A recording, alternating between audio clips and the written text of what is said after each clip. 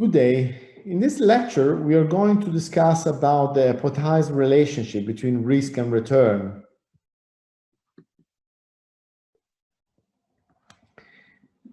We know that there is a strong relationship between risk and return. The key element of effective financial decision-making includes decision by individuals or also financial institutions to invest in financial assets, and firm managers to invest in physical assets to compute the net present value of the cash flow from a company investment.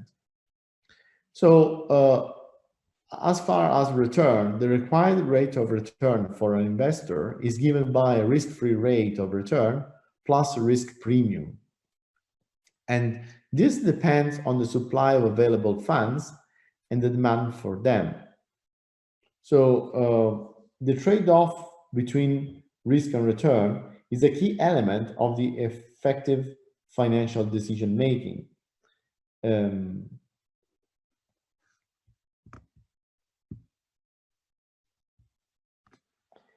the portfolio level, the risk-return trade-off can include the assessment of concentration or the diversity of a holding, and whether the mix presents too much risk or a lower than desired potential for return. Only equities in a portfolio lead to higher risk and a higher potential return. So the required rate of return is used by a firm manager when computing the net present value of the cash flow expected to be generated from the company's investments. And the required rate of return of a security is also an important determinant of the market value of financial securities, including common stocks, preferred stocks, and bonds. Investors typically use the risk-return trade-off as one of the essential components of each investment decision, and also to assess their portfolio as a whole. At portfolio level, the risk-return trade-off can include assessment of concentration of the diversity of holdings and whether the mix presents too much risk or a lower than desired potential for returns. That said, the risk-return trade-off also exists at portfolio level. For instance, a portfolio composed of all equities presents both higher risk and higher potential returns.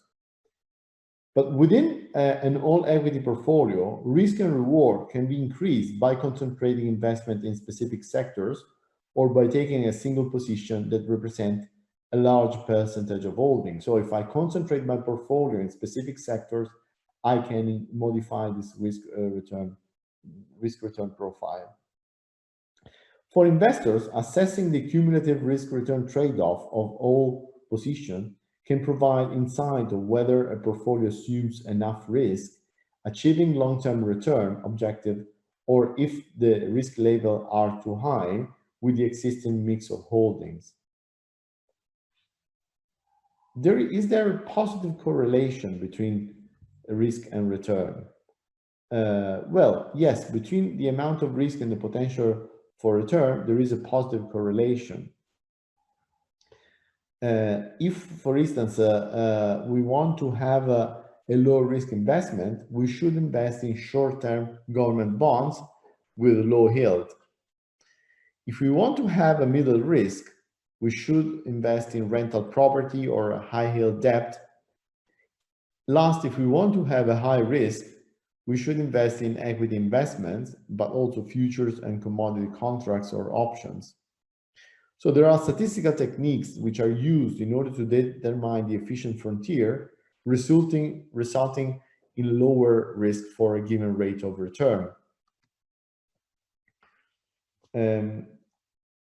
If we want to take greater risk, this might result in a loss of a larger amount of capital. So if we want to take more risk, we can have a higher return, but we can also incur in larger losses. A more correct statement may be that there is a positive relationship between the amount of risk and the potential for return, and generally, a lower risk investment has a lower potential for profit.